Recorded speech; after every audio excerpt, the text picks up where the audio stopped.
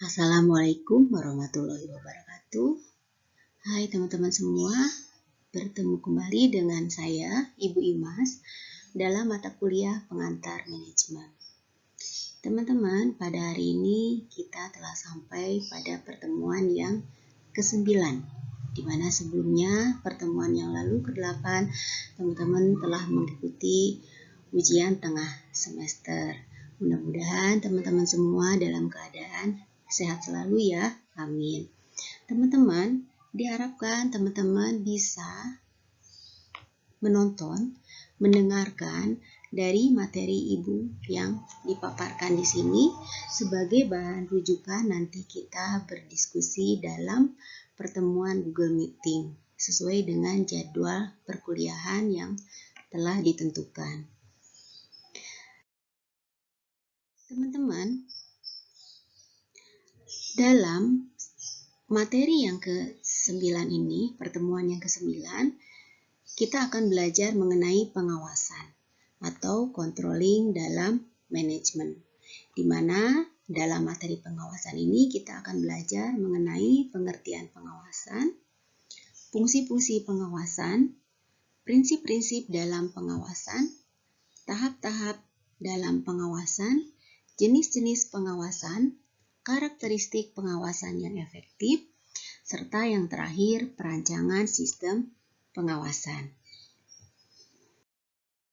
Baiklah, yang pertama adalah pengertian pengawasan.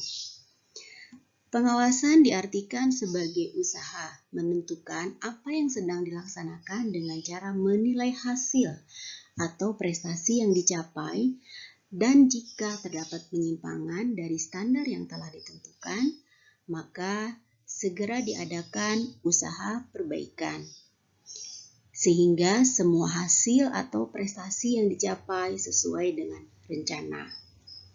Teman-teman, kira-kira menurut teman-teman semua, apakah fungsi pengawasan ini perlu dilakukan dalam sebuah organisasi? Ya, sebelumnya kita sudah belajar mengenai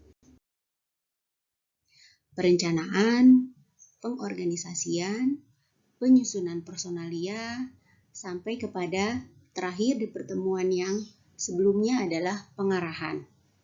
Nah, teman-teman, pengawasan ini adalah satu kegiatan yang sangat positif, ya. Di mana dalam pengawasan ini baik owner ataupun pimpinan dalam sebuah organisasi sangat menantikan hasil dari pengawasan itu seperti apa.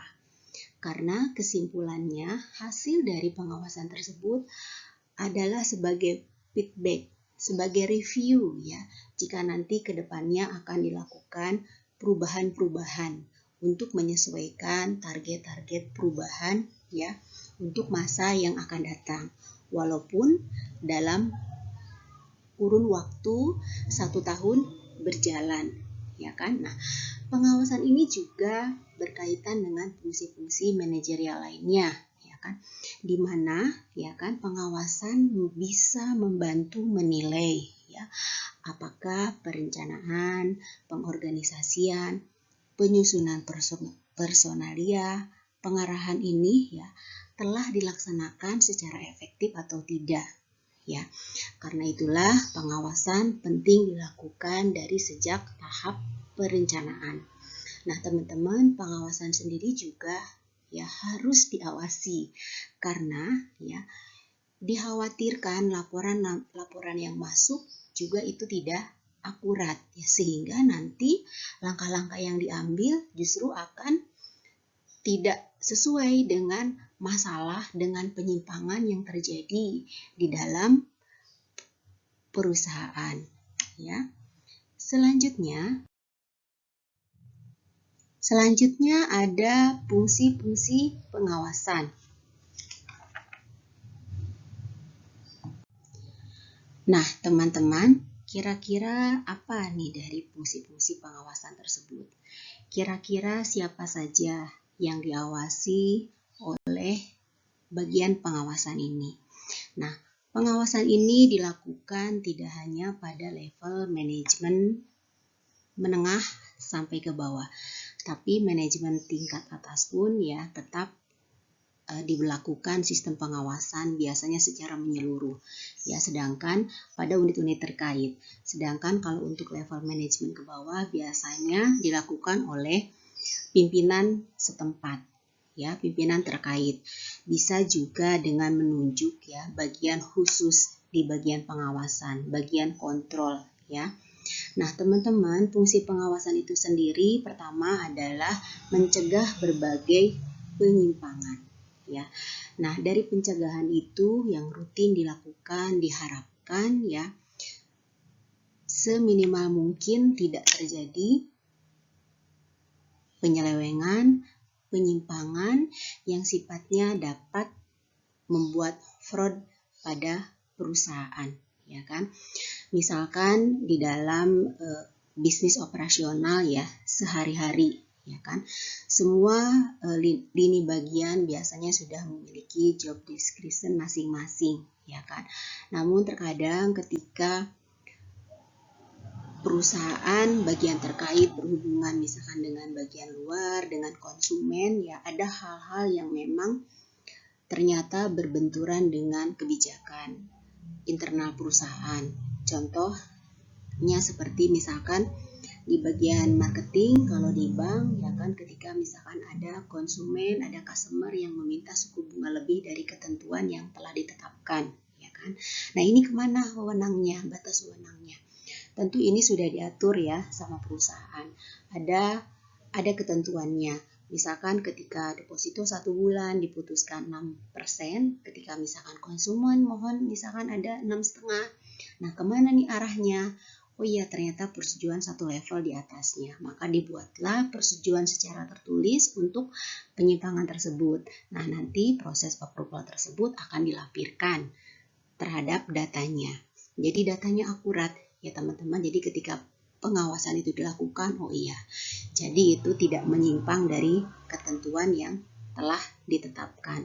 Jadi ini pengawasan secara rutin diperlukan ya. Kemudian fungsinya apalagi pengawasan itu? Memperbaiki penyimpangan yang terjadi. Tadi pertama mencegah. Nah, bagaimana jika sekarang ada penyimpangan yang terjadi? Tentu diharapkan ya penyimpangan ini tidak berlaku secara terus-menerus ya kan. Yang awalnya ringan ya bisa menjadi sedang, bahkan menjadi berat, bahkan bisa menyebabkan fraud untuk perusahaan. Ya, jadi intinya tidak berlarut-larut dan diputuskan seobjektif mungkin sesuai dengan ketentuan yang ditetapkan oleh perusahaan. Nah, fungsi yang ketiga, pengawasan itu apa fungsinya? Yaitu membuat organisasi dan kegiatan manajemen menjadi dinamis ya. Jadi dinamis itu artinya sedini mungkin ya teman-teman, bahwa semua dapat diselesaikan dengan cepat ya.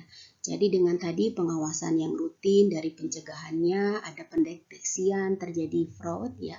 Bahkan biasanya ya kalau memang ada penyimpangan itu dan sudah berpengalaman, biasanya sudah tahu ini di bagian-bagian mana aja biasanya bisa terjadi penyimpangan. Nah, bahkan karena sudah tahu, apalagi misalkan perusahaan itu sudah berpengalaman sampai belasan tahun, puluhan tahun, nah, maka tetap dibuat kebijakan untuk penyimpangannya. Karena apa? Karena menyikapi situasi kondisi ya dari pihak luar perusahaan.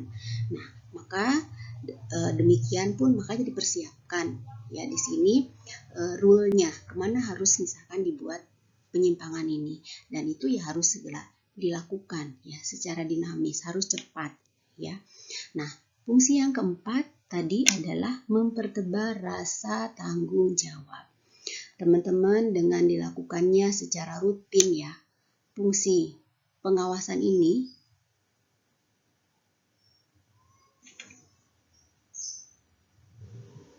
maka akan mempertebal rasa tanggung jawab ya. Akhirnya karyawan di perusahaan itu akan merasa bahwa apa yang sudah dilakukan itu adalah sesuai dengan yang sudah ditetapkan, yang sudah distandarkan oleh perusahaan. Dia tidak melanggar aturan ya kan, tidak berani, karena akhirnya perusahaan juga tidak lengah, secara rutin ya dilakukan pengawasan, meningkatkan ya kan pengawasan dari waktu ke waktu. Apalagi sekarang sudah sangat canggih sistemnya, tidak juga hanya harus oleh pimpinan, oleh orang, artinya juga secara sistem, misalkan secara elektronik ya. Sekarang untuk mengawasi ada sistem absensi, misalkan ada sistem CCTV dan sebagainya. Nah, diharapkan itu hanya untuk membiasakan aja, menjadi habit ya, ada rasa tanggung jawab ya. Sehingga jika misalkan terjadi nanti ada kesalahan, ada penyimpangan pun ya tidak saling menyalahkan. Jadi sudah tahu ini terjadinya kenapa, karena apa ya kan. Nah, solusinya pun bisa lebih cepat ya, dicarikan jalan keluarnya. Nah, itulah teman-teman dari fungsi-fungsi pengawasan. Nah, kira-kira teman-teman juga pasti ya, kita sekarang sedang bicara mengenai fungsi-fungsi pengawasan dalam sebuah organisasi atau perusahaan. Nah, teman-teman sendiri bagaimana nih dalam aktivitasnya? Ya, di semester 1 ini pengantar manajemen yang teman-teman awalnya adalah siswa SMA, senior high school. Sekarang tiba-tiba sudah menjadi mahasiswa, menjadi mahasiswi. Ya, mudah-mudahan tadi ya teman-teman, kegiatan belajar mengajar dengan cita-cita teman-teman semua berkuliah di UNIS ini juga itu tadi. Ya, tidak perlu diawasi oleh orang tua, ya kan? Tapi sudah punya rasa tanggung jawab sendiri. Saya sudah bisa mengatur ya. Oh iya, waktu perkuliahan saya, misalkan saya ambil kelas malam setiap jam berapa sampai jam berapa. Nah, itu teman-teman sudah aware ya atas waktunya. Tidak usah diingatkan lagi oleh orang tuanya di rumah, tapi sudah bisa mengawasi dirinya sendiri ya. Teman-teman sudah punya plan ya, arah kemana nih saya kuliah ini ya. Di UNIS pasti sudah ada perencanaan ke depannya, sudah didiskusikan dengan kedua orang tua, kemudian juga dengan minat bakatnya. Nah, ini salah satu ya fungsi pengawasan juga ya teman-teman. Mudah-mudahan pengawasan ini juga menjadikan teman-teman juga lebih terarah tadi dari program awalnya saya kuliah harus selesai 8 semester ya kan, supaya menjadi sarjana ekonomi dan lain sebagainya untuk kedepannya. Nah, inilah fungsi-fungsi pengawasan juga terhadap diri teman-teman semua ya. Baiklah, kita lanjutkan ke materi selanjutnya. Nah, prinsip-prinsip ya dasar pengawasan. Nah, teman-teman, dalam pengawasan juga ada prinsip-prinsip dasarnya nih, ya kan? Bagaimana pengawasan itu ya bisa diarahkan, bisa diterapkan pada sebuah organisasi. Nah, ini adanya rencana tertentu ya dalam pengawasan, ya kan? Jadi tadi rencana itu sebagai pengawasan itu juga sebagai standar ya, alat pengukur ya, supaya efektif ya. Nah, kemudian yang kedua adanya pemberian instruksi dalam atau perintah dan wewenang kepada bawahan. Yang ketiga, dapat merefleksikan berbagai sifat dan kebutuhan dari berbagai kegiatan ya yang diawasi, ya kan? Dapat merefleksikan berbagai sifat dan kebutuhan dari berbagai kegiatan yang diawasi. Jadi semua bagian di dalam perusahaan tersebut, ya kan, semuanya harus terorganisasi, terkoordinir ya dalam setiap kegiatannya, ya. Nah, yang keempatnya, dapat segera dilaporkan jika adanya berbagai bentuk penyimpangan. Kemudian selanjutnya, pengawasan juga haruslah bersifat fleksibel, dinamis, dan ekonomis ya. Artinya tidak kaku, ya kan? Pengawasan di saat seperti sekarang ini terkadang praktek di lapangan perusahaan bagian tertentu ya bisa saja tadi ya melihat situasi kondisi, misalkan perkembangan dari minat konsumen, keinginannya seperti apa, ternyata perusahaan harus menyikapinya lain. Misalkan kalau tidak nanti ya konsumen akan lari kepada perusahaan pesaing, ya maka ya harus sekarang ada jemput bola dengan ketentuan, ya ada misalkan surat penunjukannya dan lain-lain, ya itu pun ya artinya boleh. Mungkin dulu ya, bagian tertentu misalkan nggak boleh keluar, harus standby, tapi sekarang karena kondisi sekarang misalkan ternyata konsumennya yang tidak boleh keluar, jadi mau nggak mau kan ada satu sistem sekarang bagaimana supaya misalkan produk perusahaan kita ini sampai ke konsumen. Nah, cara apa? Bisa juga itu akhirnya dibuat SOP baru untuk menyikapi hal ini. Jadi harus cepat, dinamis, dan ekonomis ya. Nah, kemudian dapat merefleksikan pola organisasi tadi ya.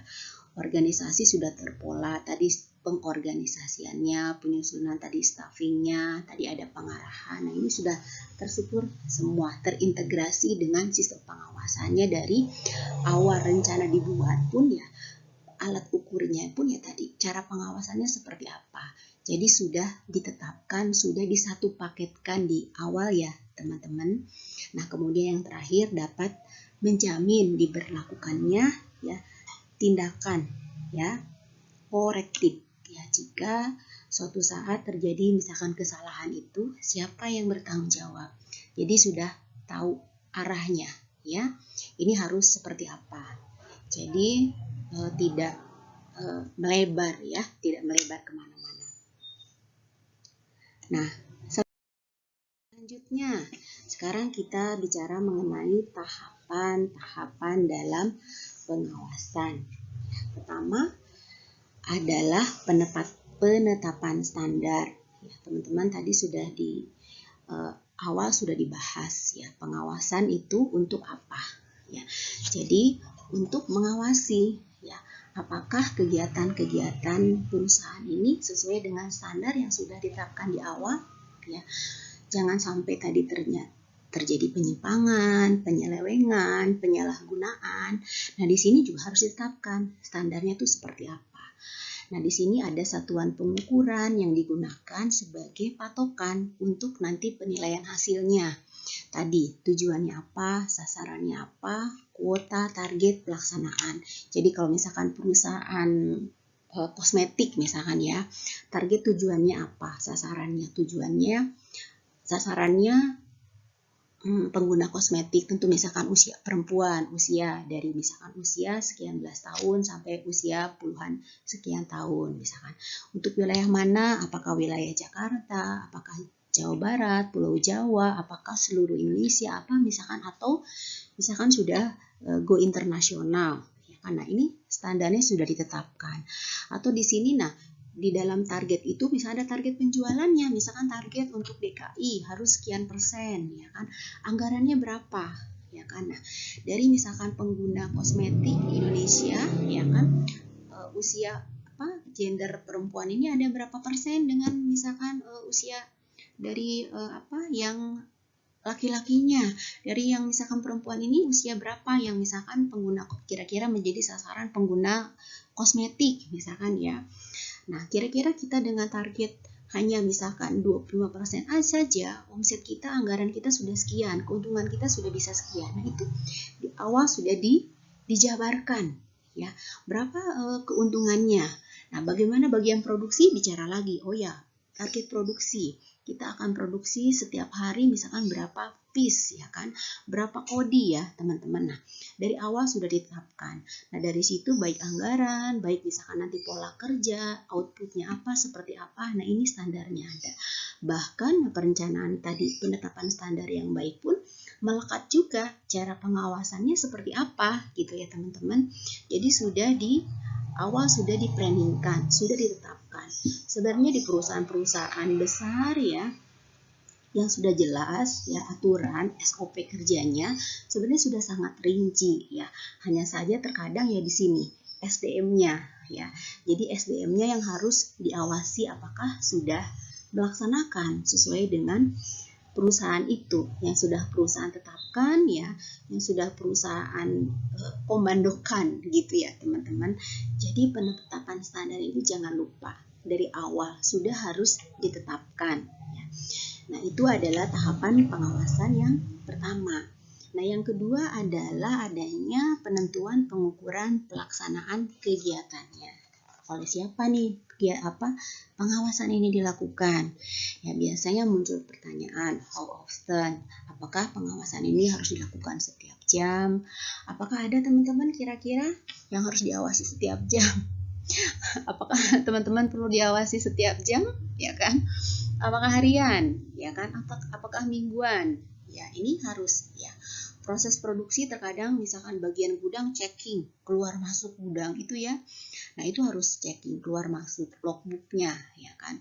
Kalau di bank tuh biasanya ya keluar masuk hasanah ya, ambil uang gitu kan. Harus dicek, bikin logbook, tanda tangan, bahkan misalkan harus didampingi oleh satpam ya kan. Selain itu CCTV standby ya kan. Nah, itu ya berapa kalinya yaitu setiap masuk hasanah ya memang harus ada pencatatannya ya kan.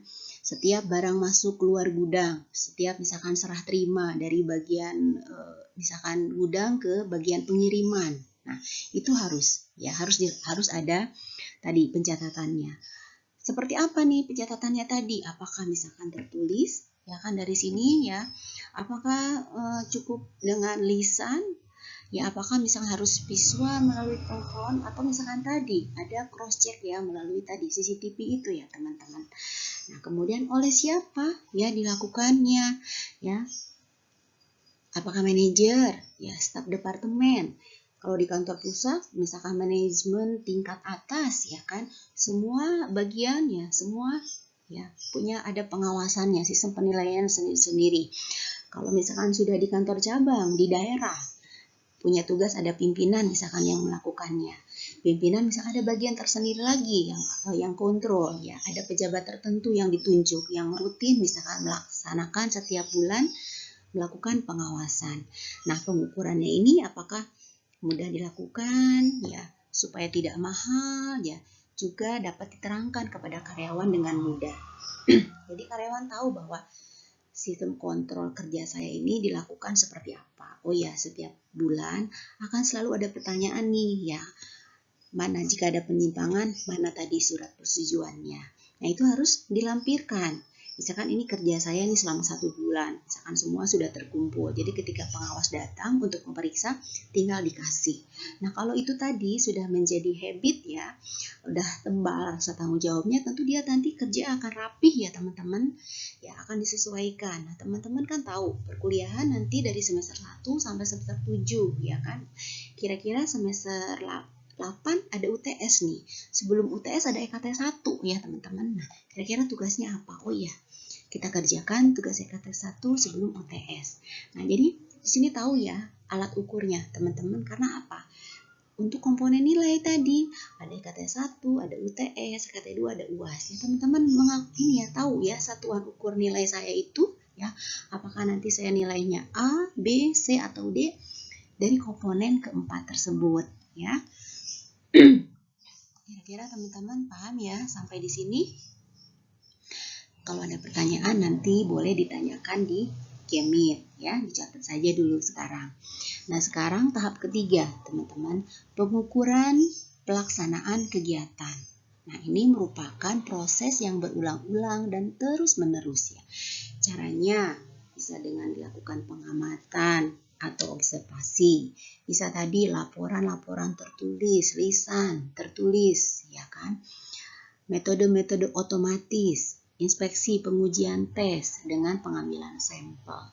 Nah, tadi ini pengukuran pelaksanaan kegiatan ini ya tergantung kepada bagian-bagiannya, teman-teman gitu. Kalau memang di situ ya bagiannya cukup misalkan secara lisan aja pelaporannya, atau misalkan harus tertulis, harus detail, ya kan? Harus diajukan uji sampel. Apakah misalkan dulu sudah tersertifikasi halal. Nah, apakah misalkan setiap sudah lewat waktunya harus diuji lagi, misalkan kayak gitu ya. Nah, terus tertulis ya diperlukan karena untuk referensi misalkan untuk KPI penilaian. Ya, ini ada satuan ukurnya. Tadi larinya ke prestasi itu ya, teman-teman. Apakah sudah keefektifannya? Nah, di sini pengukurannya, pelaksanaan kegiatannya sudah tahu ya. Jadi sudah terarah ya teman-teman bagaimana proses-proses pengawasan itu dilakukan. Nah, diharapkan ya semua karyawan sudah memahaminya karena pasti di awal perusahaan sudah akan mensosialisasikannya. Nah, keempat, nah ini sekarang perbandingan prestasi ini dengan standar dan analisis penyimpangan. Nah, di sini ada tahap paling kritis ya, tapi sebenarnya mudah dilakukan. Di sini juga biasanya terjadi kompleksitas. Terkadang ada benturan kepentingan yang akhirnya keobjektivitasannya menjadi berkurang, ya kan? Nah, ini analisisnya juga mengapa ini penyimpangan terjadi. Nah, sebenarnya ini pengolahannya, ya kan? Ketika dari tadi ya tahap 1, 2, 3, 4, 5 akhirnya apa? Dikaji ya, dilihat gitu. Teman-teman contoh kalau saya waktu di perbankan dulu pada saat bagian analis kredit tentu sangat sulit ya mencari debitur yang ideal.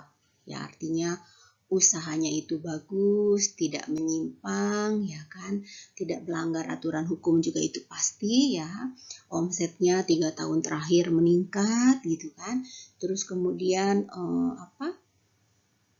ini jaminannya bagus ya kan, marketable ya kan, kemudian juga selain jaminan tadi ya cover profilnya ya kan, dikenal misalkan baik ya dan lain sebagainya, track recordnya selama ini ya dilihat BI checking, trade checking dan sebagainya.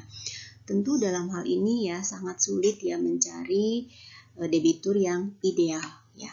Terkadang usahanya ada resiko ya, misalkan contoh ya dia tergantung kepada satu customer yang besar misalkan kayak gitu, tapi misalkan jaminan bagus ya, tapi kalau misalkan ada apa-apa nanti dengan usahanya ya kan, nah bagaimana ya kan, bank juga kan bukan pegadaian ya, tidak serta-merta mengeksekusi jaminan yang pada akhirnya nanti kalau sudah kredit macet nunggak juga kan kredibilitas nama baik bank juga ikut dipertaruhkan ya.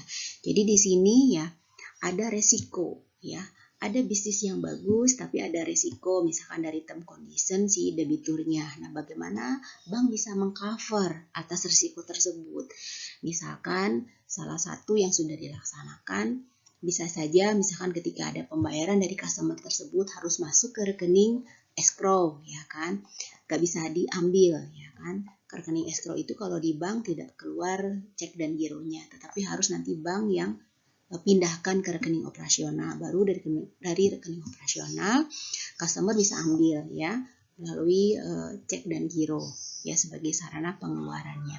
Nah, jadi di sini yang Ibu maksudkan ya ada tahap kritis untuk pengambilan keputusan. Satu sisi di sini ada prestasi, ada bisnis yang menguntungkan, tapi di satu sisi juga ada resiko, ada penganalisaan, ada penyimpangan. Nah, tapi bagaimana ya bisnis ini berjalan?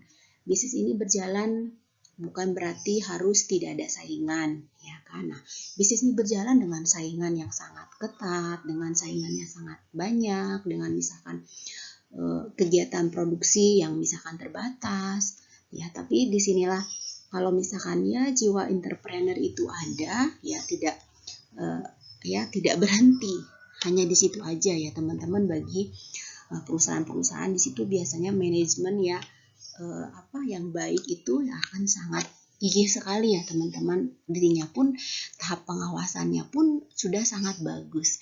Jadi perusahaan yang berhasil juga di dalamnya ya ada satu tahap pengawasan yang baik ya teman-teman.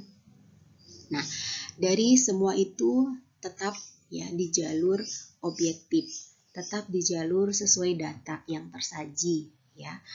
Nah, selanjutnya tahap kelima adalah pengambilan tindakan koreksi, ya kan? Misalkan dalam bentuk apa? Apakah misalkan tadi standarnya dirubah, pelaksanaannya diperbaiki, ya kan? Atau harus dua-duanya? Atau misalkan tadi merubah frekuensi pengukuran pelaksanaannya, ya kan. Apakah misalkan cukup menjadi 1 bulan sekali, kalau misalkan sepekan sekali repot dan sebagainya. Atau tadi mengganti sistem pengukurannya, ya kan. Nah, ini adalah akhirnya tahap-tahap pengawasan ini tadi ya bermuara kepada pengambilan tindakan koreksi yang diharapkan ya bisa menjembatani berbagai kepentingan yang ada di dalam perusahaan. Hasilnya adalah win-win solution teman-teman yang terbaik ya bagi perusahaan ya, bagi konsumen juga bagi karyawan misalkan ya. Nah, itulah tahap-tahap dalam pengawasan ya. Sekarang bagaimana nih jenis-jenis pengawasannya ada berapa ya? Nah, jenis pengawasan ini biasanya dibagi dalam berbagai macam ya, tergantung dari sudut mana ya seseorang memandangnya, ya kan? Nah, di sini ada pengawasan intern, ada ekstern, dan ada juga pengawasan diri ya. Kalau internal itu adalah semua sistem dan cara yang digunakan dalam perusahaan sehingga tercapai tujuan organisasi. Misalnya sistem akuntansinya, personalia, struktur organisasi, dan lain sebagainya. Kedua ada pengawasan ekstern. Ya. Nah, ini penggunaan sistem pengawasan di mana mekanisme pengawasan bisa berjalan dengan efektif karena pengaruh ekstern suatu lembaga atau perusahaan, misalkan sistem politik, sistem sekarang keadaan perekonomian yang sekarang 2 tahun terakhir kan dengan COVID ini ya teman-teman banyak pembatasan aktivitas ya kan sehingga secara internal juga intern banyak ya dari bagian perusahaan yang menyesuaikan dengan kondisi sekarang supaya apa ya supaya perusahaan tetap berjalan, perusahaan tetap beroperasi ya. Nah, menyikapi dari perkembangan situasi misalkan kondisi saat ini di masa pandemi apa sebagian bagian dari internal semua ya melakukan perubahan ya. Dari misalkan cara marketing, misalkan cara produksi, cara pengiriman, sampai bagaimana cara men-treat ya konsumen. Nah, akhirnya dilakukan semua ya. Ada kesesuaian ya. Kemudian yang ketiga adalah pengawasan diri. Pengawasan diri adalah kemampuan seseorang menguasai dirinya untuk tidak berbuat curang dan melanggar jenis aturan. Teman-teman tentu ya banyak sekarang dilakukan oleh perusahaan-perusahaan ya untuk pengawasan diri ini ya banyak juga perusahaan melakukan pengupgradean ya sisi mentalitas dari karyawannya.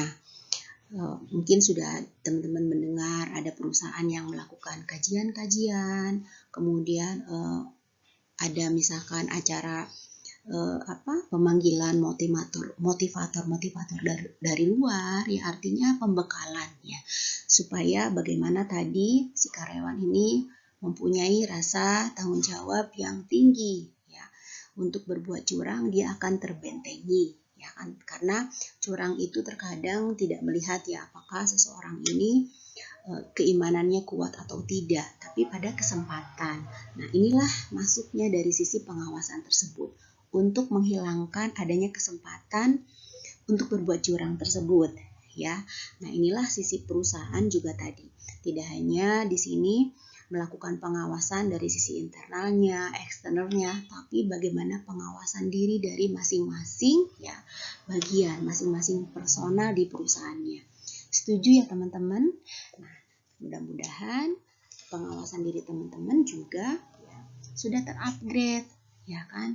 Misalkan bagaimana mengawasi rasa jenuh ya. Oh, saya harus mencari motivasi. Saya senangnya misalkan motivasinya dengan cara bagaimana ya kan. Sekarang sudah banyak tersedia ya audio yang bisa sumber ya yang bisa dijadikan satu ya alat untuk tadi ya pengawasan diri, motivasi ya.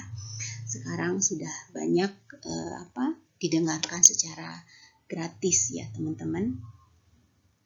Nah, ada karakteristik pengawasan yang efektif nih ya. Pertama, terintegrasi dengan perencanaan di awal tadi.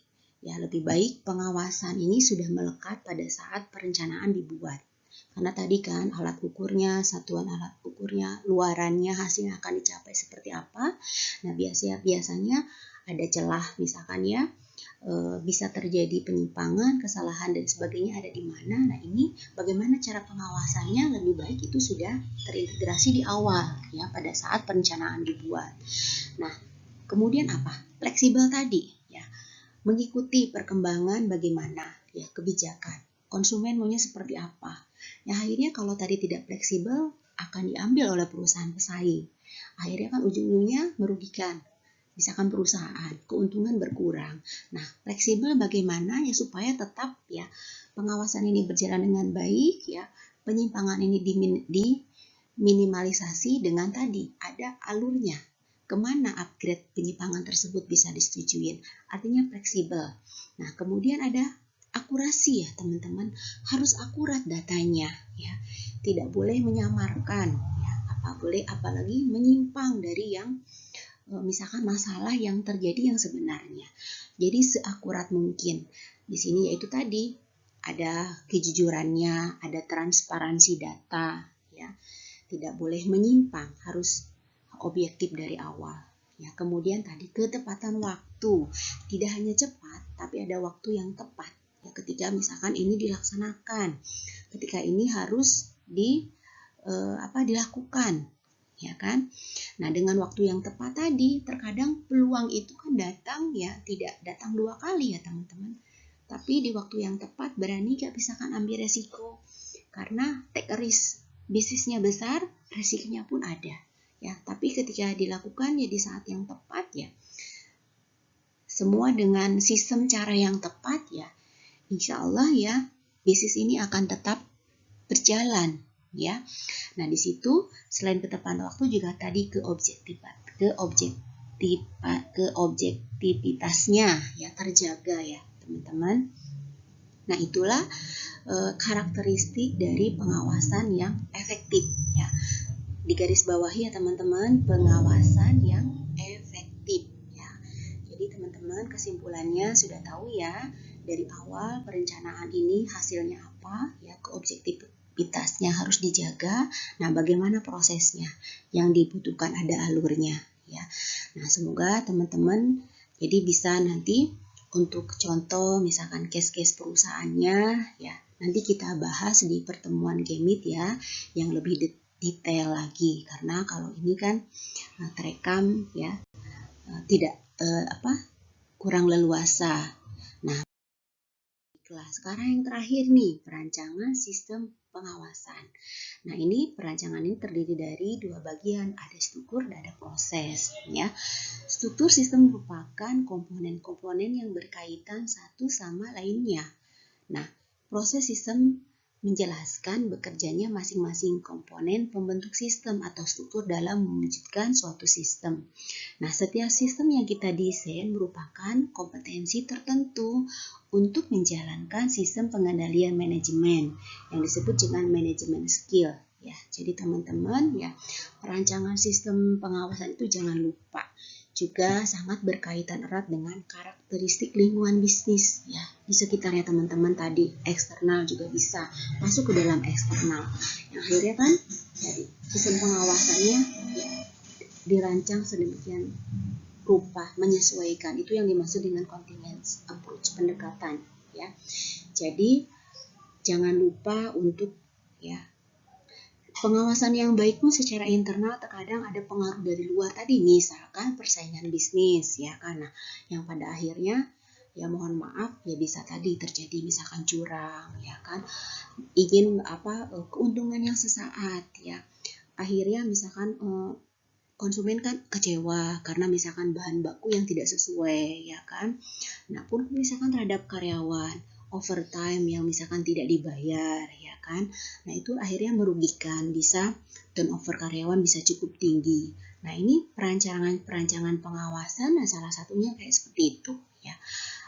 Harus dipertimbangkan supaya tadi pengawasan bisa berjalan dengan efektif, dengan baik, sesuai dengan tujuan di awalnya ya kan, dengan standar yang ditetapkan, sampai output yang dihasilkan yang pada akhirnya apa? Perusahaan ini bisa berjalan sebaik mungkin ya dalam keadaan menguntungkan. Akhirnya kalau menguntungkan untuk kesejahteraan karyawannya tentu ya sangat bagus, sangat memuaskan. Nah, demikianlah materi kali ini, pengawasan. Teman-teman, ya mudah-mudahan bermanfaat ya, menjadi amal ibadah. Jangan lupa kalau misalkan nanti ada pertanyaan, apa yang kurang paham, ada yang ingin ditanyakan, tolong dicatat.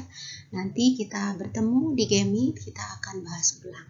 Ya, bagi teman-teman yang punya keluangan waktu, ya bisa mendengarkan video ini, ya kan, bisa menonton video ini, ya. Jadi supaya pembelajaran kita nanti di Google Meet lebih efektif ya, lebih senang kita diskusinya karena teman-teman sudah mendengarkan materinya, gitu kurang lebih ya. Terima kasih teman-teman atas waktunya. Mohon maaf ya bila ada hal yang kurang berkenan. Terima kasih. Wassalamualaikum warahmatullahi wabarakatuh.